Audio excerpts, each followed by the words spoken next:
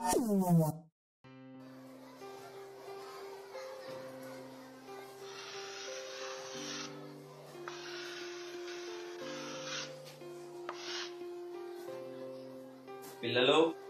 ఈరోజు మీకు ఒక గొప్ప ఋషి గురించి చెప్పబోతున్నాను. వాల్మీకి ఒక వేటగాడు. అడవిలో వెళ్లే వాళ్ళందరినీ దోచుకునేవాడు. ఒకరోజు అడవిలో ఉన్న ముళ్ళని అడ్డుకొని వాళ్ళ దగ్గర ధనం ఉంటే తనకు ఇవ్వమని బెదిరించాడు. పూజలు చేసుకునే వారి దగ్గర ధనం ఉండదని చెప్పారు మునులు. అతనిలో మార్పు తీసుకొద్దాం అనుకున్నారు. అప్పుడు అతడితో ఆ మునులు ఇలా అన్నారు: సార్, ఎప్పుడు ఇవే కథలా సార్? పవన్ కళ్యాణ్, నాగార్జున కథలు చెప్పండి సార్.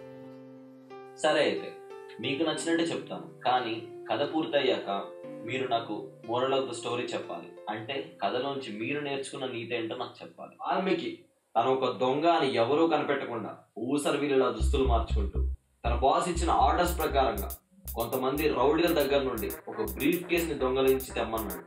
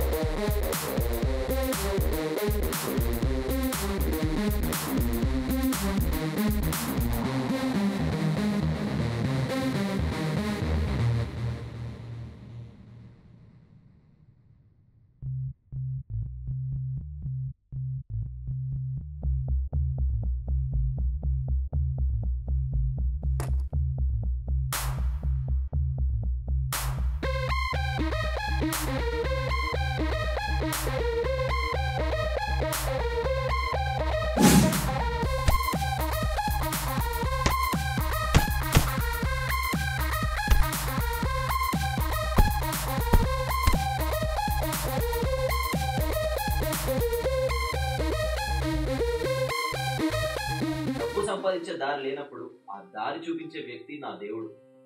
ఆ దేవుడు చెప్పిన పని చేయటం నా కర్తవ్యం. ఆ కర్తవ్యానికి మీరు నాకు ఇచ్చే పేరు దొంగ అయితే నాకు నేను పెట్టుకున్న పేరు వాల్మీకి.